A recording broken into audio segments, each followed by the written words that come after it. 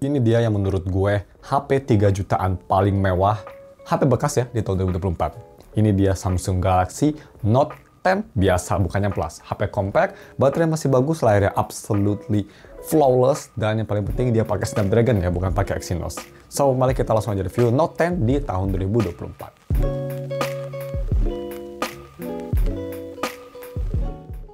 Halo guys, ketemu gue dari StefTech, dan langsung aja kita review si Samsung Galaxy Note 10. Seperti biasa, yang pertama, kalau misalnya kalian mau beli HP ini atau ingin wallpaper yang ada di HP ini, gue bakal taruh semua linknya ada di deskripsi. Oke, untuk harga dan spek. Harga sendiri, kalian bisa dapetin Note 10 yang valid 8GB RAM, internal storage 256GB, itu di harga 3,2 jutaan ya.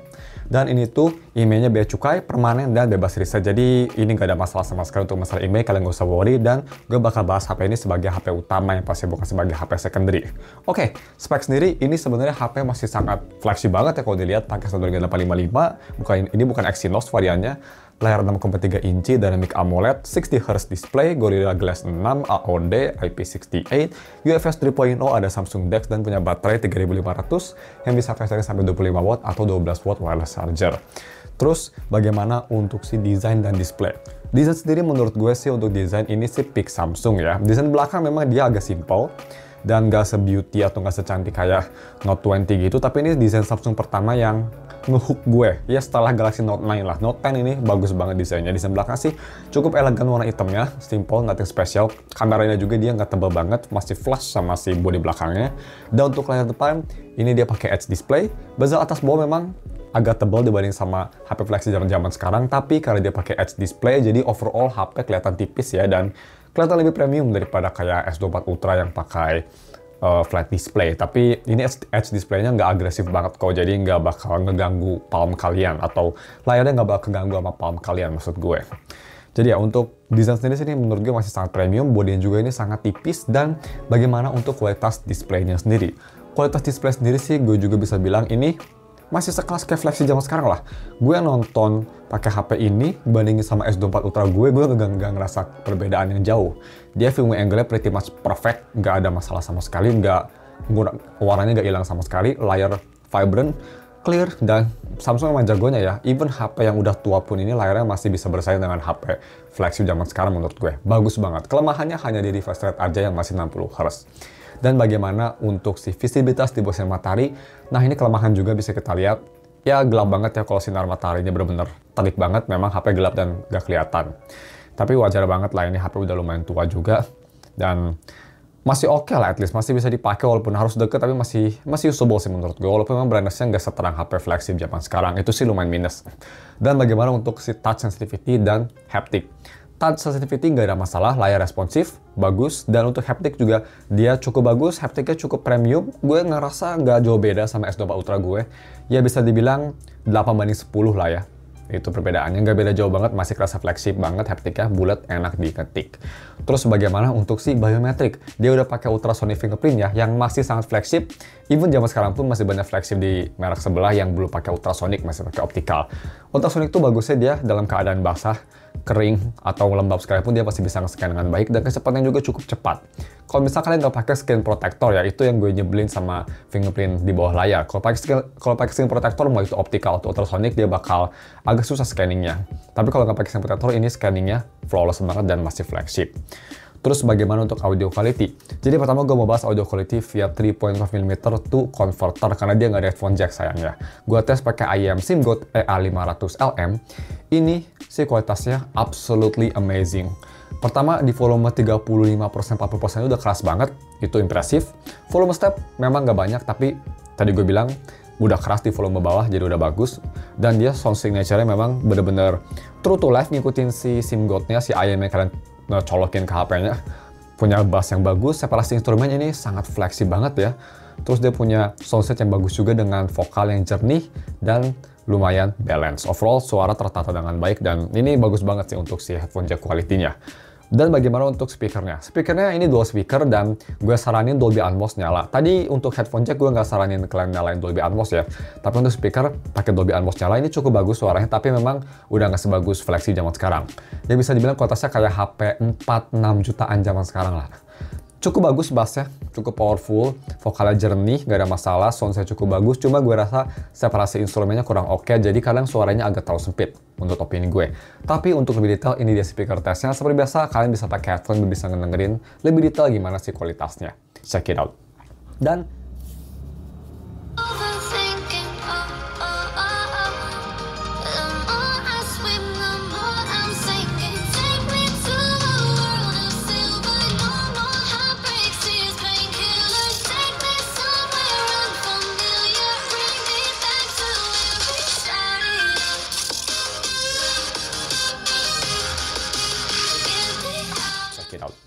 Dan kita bahas untuk yang menurut gue masih sangat bagus banget di harganya, absolute insane value dari si kamera quality-nya. Jadi untuk kamera belakang ini dia tuh triple kamera, tiga-tiganya berguna. Ada dua kamera, dua-duanya 12 megapiksel, itu main dan telefoto. Dua-duanya ada optical image stabilization dan telefotonya 2x telefoto. Kamera ketiga itu ultrawide di 16 megapiksel yang support super steady. Tapi memang untuk si telefoto dan ultrawide dia hanya support 4K 30 ya. Jadi di 4K 60 hanya di main kamera, jadi kalian nggak bisa gonta-ganti lensa di 4K 60, hanya bisa di resolusi di bawahnya. Sedangkan kamera depan, selfie-nya itu 10 megapiksel, dan udah bisa nge-record di 4K 60 juga. Tadi ultrawide juga udah support super steady by the way. Bagaimana kualitasnya? Kualitasnya menurut gue sangat bagus. Ini gue dikit-dikit komparasi sama HP flagship zaman sekarang ya, biar kalian bisa lihat. HP itu memang nggak beda jauh ya kualitasnya, nggak loncatnya tuh nggak tinggi banget sekira kita gitu. Masih oke ya dibanding sama HP lain gitu, menurut gue masih bagus.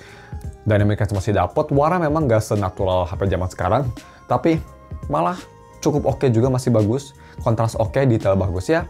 Masih oke menurut gue sih, masih capable banget lah dibanding sama HP lain. Dan kalau misal kita hanya ngelihat sebagai Note 10-nya sendiri sih cukup bagus ya. Kayak gue itu foto kucing gue gitu masih vibrant, dan kamera ultra wide, telefoto sama main kamera tuh warnanya nggak terlalu jauh dan kualitasnya mirip-mirip, jadi masih balance gitu, masih bagus, masih khas flagship kan kayak gitu ya. Dan bagaimana untuk selfie-nya? Selfie-nya juga cukup bagus ya, fotonya kalau misalnya ada pencahayaannya bagus atau mungkin agak redup dikit pun masih bagus, masih bisa nangkap detail yang baik, mau di dalam ruangan atau di luar. Terus warnanya juga menurut gue cukup bagus, dia ada wide selfie juga. Cuma memang foto di belakang sinar matahari bisa kelihatan ya, agak kurang bisa fokus ke subjeknya. Tapi selain itu sih, selfie-nya ini masih bagus banget, masih bisa bersaing lah dengan HP 6 jutaan zaman sekarang menurut gue. Dan untuk video recording, ini bisa record di 4K 60 dan 4K 30. Menurut gue sendiri untuk microphone quality-nya memang gak sekeras dan gak sejernih S24 Ultra yang pastinya. Tapi untuk harganya ya, keep in mind 3 jutaan, ini menurut gue one of the best. Samsung memang kalau masalah mic ya, microphone internal tuh absolutely amazing, dan ini juga nggak kalah. Kalian bisa nilai sendiri dan langsung ya. Ini dia sampel videonya. Check it out. Oke guys, ini video recording pakai resolusi 4K 60 fps di Note 10. Bisa kita lihat ini kalau di outdoor sih masih sangat flagship quality banget ya. Cuma sayangnya nggak bisa ditukar resolusinya, nggak bisa ganti lensa maksud gue. Tapi sini bagus banget, dan kalau misalnya kita coba ganti ke 4K 30 ya. Nah baru nih di 4K 30 dan baru kita bisa ganti resolusi lensa ke wide atau ke telefoto. Jadi kalau misalnya kalian mau ganti mendingan di bawah 4K 60 ya, kayak 4K 30 atau 4K 1080p 60. Tapi overall sih menurut gue ini kualitasnya masih flagship banget sih, gila. Jadi ya, kalau kalian lagi nyari HP 3 jutaan buat konten, mungkin ini lebih bagus ya daripada HP lain. Anyway, langsung aja kita ke gaming performance.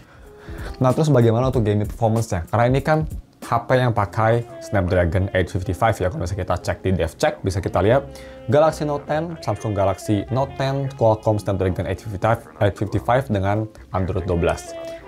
855 di Note 10 bagaimana? Pertama, ini nggak cepet panas juga, jadi cukup oke lah. Panas juga nggak sampai panas sampai unusable ya. Pasti bisa bermain. Jadi gua tes untuk main, nah pastinya game paling berat untuk sekarang ya, Wuthering Wave, karena dia pakai Unreal Engine 4. Bisa kita lihat, itu gua main di medium setting. Kalian bisa turunin setting kalau FPS yang tinggi, tapi kalau misal balance di medium setting menurut gua masih cukup playable. FPS itu bisa dapat sekitar 30 ke bawah lah ya. Masih playable, cukup responsif. Dan overall gameplay sih ini nggak ada masalah, touch pun nggak ada masalah, dan berkat RAM yang cukup besar ya, 8 GB, jadi nggak ada stutter sama sekali. Pas gue launching pertama kali pun, dia nggak ada kayak stutter nunggu gitu, kayak kita buka menu, dia diem dulu nge-freeze, gitu lagi, stutter gitu nggak ada sama sekali. Ya ini yang pasti berkat RAM besar dan Snapdragon-nya ya, jadi masih cukup oke. Memang medium sih kalau ingin lebih nyaman di low ya, tapi medium pun menurut gue masih cukup capable untuk main Wuthering Wave. Dan bagaimana untuk main Bandori? Ini sih menurut gue enak banget ya, berkat si compact form factor-nya. Ini Note tapi hanya di 6,3 inci. Jadi buat para jempol player, kalau mau main game di HP ini, enak banget. Dan pakai Dolby Atmos nyala sekalipun ini gak ada masalah sama sekali untuk touch delay atau audio delay. Overall bisa kita lihat gue main di difficulty tinggi, ya bukan lagu yang susah ya, cuma difficulty 21 itu, tapi overall it's easy, masih gak ada masalah sama sekali, dan full combo enak banget karena ini responsif, smooth, nggak ada stutter berkat RAM besar dan chipset bagus, ditambah lagi dengan si itu ya, layar yang nggak ada masalah, touchnya juga overall sangat nyaman, compact banget juga buat jempol player, absolutely amazing. Dan untuk game performance menurut gue untuk kelas Samsung ya di harga 3 jutaan, ini sih masih bagus banget, apalagi HP-nya ini tipis ya, masih oke loh, surprisingly. Dan bagaimana untuk si UI experience? Jadi ini yang gak menyayangkan. Memang di Android-nya udah cukup tua, kalau misalnya kita ke setting dan kita ke about phone, ini less di support tuh di One UI 4.1 di Android 12. Ya nggak tahu-tahu banget lah ya, sekitar 3 software mundur ya, 3 software terbelakang, karena kan udah Android 15. Tapi overall sih masih oke. Semua app masih support, dan ada bagusnya di Android 12 nggak dipaksa upgrade ke Android 13. Performance ini masih smooth banget. Untuk day-to-day usage menurut gue memang gak secepat kayak HP zaman sekarang ya. Kalau launching dia agak mikir dikit gitu. Tapi yang gue rasa karena dia RAM besar dan One UI cukup optimize juga, jadi at least walaupun dia butuh mikir beberapa detik atau beberapa milisecond lebih lama, tapi masih smooth animasinya, jadi nggak loncat sana sini ya, berkat RAM besar juga itu. Jadi overall buat multiscreen juga ini masih oke banget. Dan kalau misalkan mau pakai S Pen juga ya, ini S Pen-nya juga masih enak, gak ada masalah. Walaupun ini S Pen-nya bukan S Pen yang asli ya, S Pen-nya ini S Pen palsu, tapi masih bisa dipakai lah, masih oke. Gak bisa connect emang, Air Action gak ada untuk unit ini, tapi masih bisa dipakai dengan baik. Kalau untuk tanda tangan gitu masih bisa. Overall UI sih gue gak ada masalah, comfortable banget. Kalau misalnya dibandingin sama HP zaman sekarang sih, value-nya kira-kira ini performance-nya kayak HP di harga 4-5 jutaan lah ya, gue rasa. Masih bagus kok, masih bagus. Dan buatnya penasaran aja, untuk DRM info, dia udah Wi-Fi 1 yang pastinya. Dan untuk Wi-Fi-nya kecepatannya dia udah support Wi-Fi 5 GHz yang pastinya. Dan kalau misalnya kita lihat speednya sendiri, gue udah lihat historinya ini. Gue ke history dulu ya. Nah, sini kita ke result. Terakhir gue tes tuh dia di 200 MB, ini maksimum speed internet gue, dan upload di 100. Jadi lebih lama dikit upload, tapi ini speednya udah mantep banget. Jadi kalau misalnya kalian download game, ini bisa full speed, nggak ada masalah kalau Wi-Fi kalian support. That's amazing ya, karena banyak HP yang support 5 GHz tapi nggak bisa memaksimalkan speednya gitu. Ini bisa, so that's pretty good. Dan yang terakhir kita bahas untuk battery life-nya. Karena ini kan baterai hanya 3500 mAh baterai, yang lumayan kecil untuk di tahun 2024 ya. Tapi surprisingly, karena dia mungkin form factor-nya juga kecil, ditambah lagi ini hanya 60 Hz, battery life cukup bagus. Ini bisa bertahan 1-1,5 hari dengan pemakaian light to medium usage. Itu udah lumayan bagus sih, apalagi umurnya juga udah lumayan tua, baterainya masih bisa bertahan seperti itu sih, cukup bagus. Dan yang gue lumayan surprise, dia standby-nya juga cukup bagus ya. Standby-nya dia kalau misalkan kalian lock itu, turun baterainya nggak terlalu parah, nggak kayak HP Samsung zaman sekarang. Nice. Dan untuk battery life menurut gue ini masih solid banget. Dan sebelum kita tutup videonya, kita bahas kelemahan HP ini. Apakah ada atau tidak? Yang pastinya ada. Kalau misalkan kalian beli HP bekas di toko yang sama dengan gue beli di Golden City Sale, sayangnya kelemahannya dia tuh agak sedikit bohong ya, gue bisa bilang. Jadi pas gue lagi tes ya, gue buka S Pen, oh ini ternyata S Pen-nya nggak asli. Ya gue komplain gitu dong, karena kan di Golden City Sale-nya tuh di produknya nggak ada tulisan S Pen-nya ini bukan yang asli, nggak ada tulisan gitu. Jadi gue komplain, ini kok S Pen-nya nggak asli ya, ini kok KW S Pen-nya bukan original bawaan. Terus dia langsung jawab, cepet sih jawabnya, tapi dia jawabnya langsung, ya memang kita itu bukan asli S Pen-nya. What the fuck? Kenapa nggak ditulis di produknya gitu? Gue juga komplain, ya kalau gitu next time tulis aja ya. Dia langsung, iya baik kakak, ya biasalah biasalah itu kayak jawaban bot ya gitu, literally jawaban fucking formalitas gitu. Tapi ya udahlah, nggak apa-apa lah, gue forgive karena gue juga sering beli di situ. Jadi ya oke lah, at least dia produknya masih original, hanya S Pen-nya aja. Cuma agak sedikit nyebelin ya, dia nggak honest banget gitu. Tapi ya keep in mind aja kalau misalkan beli toko yang sama, dia si S Pen-nya nggak original ya, jadi itu pasti nggak original, nggak mungkin original. Tapi untuk si unitnya sendiri, kelemahan yang gue rasa sih nggak signifikan ya. Yang gue rasa dia sebenarnya kelemahannya hanya dari si software aja yang udah agak ketinggalan di Android 12. Kalau Android 13 mungkin bagus untuk 3 tahun ke depan, tapi ini mungkin agak turun dikit ya. Mungkin untuk 2 tahun aja nih HP yang mungkin udah mulai kerasa karena lumayan cepet juga. Tapi ya, sayang itu sih kelemahannya nggak ada untuk si speknya sendiri. Di harga 3 jutaan ya, kalau misalnya kalian nyari HP yang all-rounder, ada S Pen juga, kerasa mewah, layarnya sekelas flagship zaman sekarang pretty much. Menurut gue sih, daripada S10 Plus sekalipun, gue mending Galaxy Note 10 Plus ini. Note 10 biasa ya. Apalagi nih, compact ya. Dia udah compact, enak banget satu tangan. Ada S Pen, layarnya Edge. Tapi Edge-nya nggak agresif banget, jadi masih enak dipakai. Kualitasnya amazing, gaming performance-nya solid karena dia varian Snapdragon. Audionya mantep gitu ya. Udah bagus banget lah. Fitur AMPZ ada, kamera quality bagus. Ya overall sih gue rekomen banget HP ini buat HP utama kalau bisa kalian nyari. Oh ya, ditambah lagi kalian gak usah worry tentang email ya, walaupun ini limbah gitu. Emailnya dia permanen, bea cukai, dan bebas reset, so that's amazing. So ya, mungkin cuma segitu aja video reviewnya. Overall gue rekomen HP ini, jadi kalau misalnya kalian mau beli HP ini, gue bakal taruh linknya di deskripsi. Dan juga kalau misalnya kalian ingin wallpaper Muna nih, amazing, gue bakal taruh linknya juga di deskripsi. So, cuma segitu aja video reviewnya. Jangan lupa dan subscribe, thanks for watching, dan kita ketemu lagi minggu depan untuk video reviewnya. Kalau misalkan ada saran, bisa komen di bawah juga. Thanks for watching, and goodbye.